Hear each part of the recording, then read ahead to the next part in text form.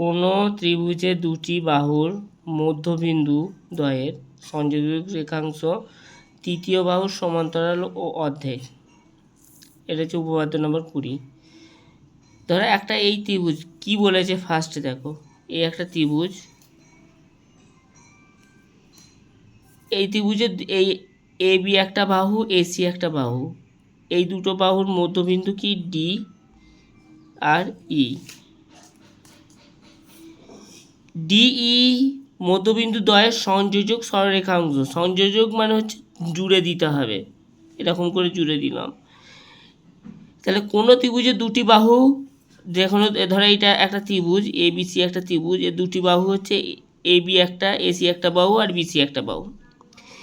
এ বির মধ্যবিন্দু ডি আর এসি মধ্যবিন্দু ই। বলেছে দুটি বাহুর মধ্যবিন্দু দ্বয়ের সংযোজক সরলরেখাংশ।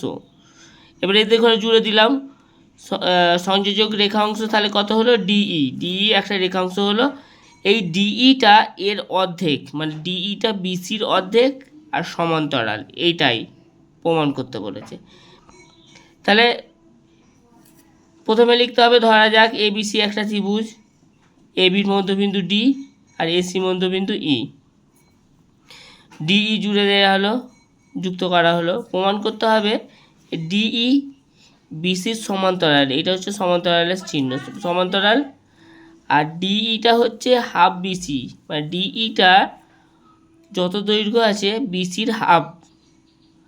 তার মানে বিসিটা ধরো 10 সেন্টিমিটার হলে ডিইটা 5 হবে, হাফ হবে।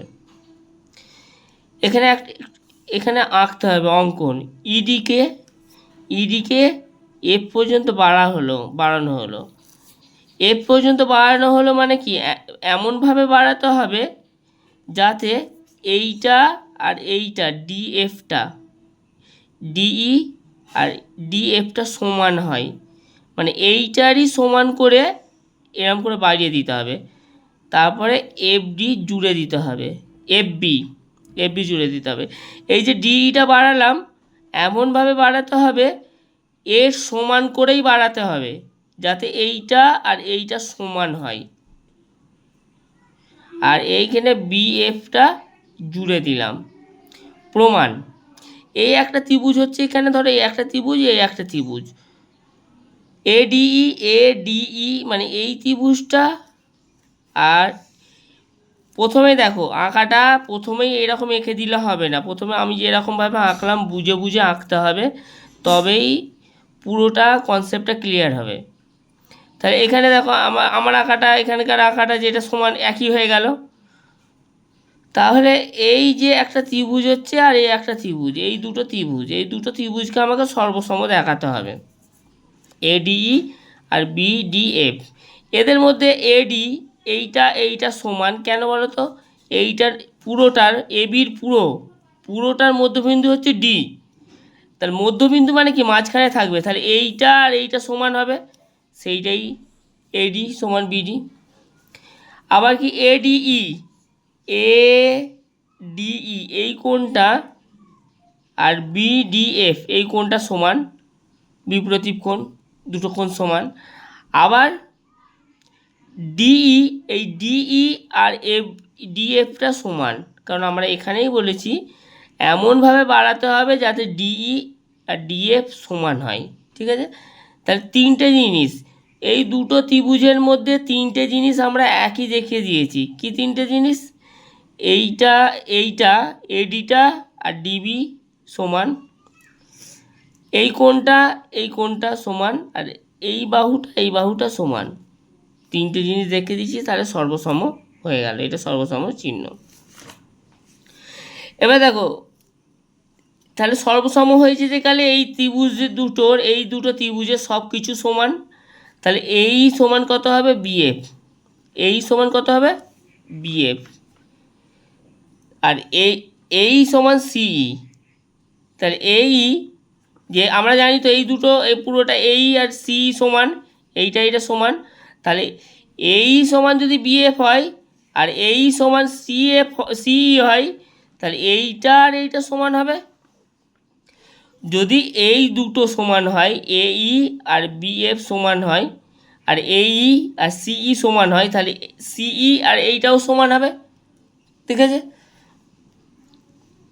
সমান হলো ডিএই ডিএই ডিএই এই কোণটা আর ডিবিএফ এই কোণটা সমান, একান্তর কোণ সমান।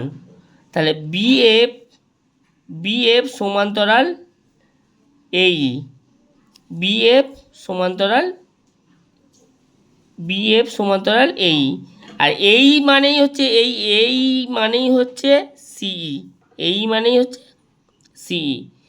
তাহলে এই একটা ধরো এই পুরোটা একটা চতুর্ভুজ, পুরো চতুর্ভুজের এই বাহুটা সমান্তরাল আর এই বাহুটা সমান্তরাল, তাহলে চতুর্ভুজটা কি হয়ে গেল, একটা সামান্তরিক হয়ে গেল। এই যে বি সি ই এফ একটা সামান্তরিক হয়ে গেল। সামান্তরিক হয়ে যাওয়া মানেই কি এফ ই আর বি সি সমান, এফ ই বি সি সমান আর সমান্তরাল, সমান আর সমান্তরাল। তাহলে ডিই সমান্তরাল বিসি, এই পুরোটা যদি সমান্তরাল হয় তাহলে ডিই আর বিসি সমান্তরাল হবে। যেহেতু এইটা সামান্তরিক হয়ে যাচ্ছে, সামান্তরিক হয়ে যাচ্ছে মানে কি ইএফ আর বিসি সমান্তরাল, ইএফ বিসি সমান্তরাল হলে ডিই আর বিসিও সমান্তরাল হবে।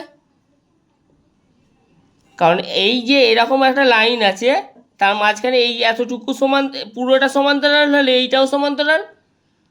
সমান্তরাল মানে কি দুজনে সেম ডিস্টেন্সে থাকবে, সমান্তরাল।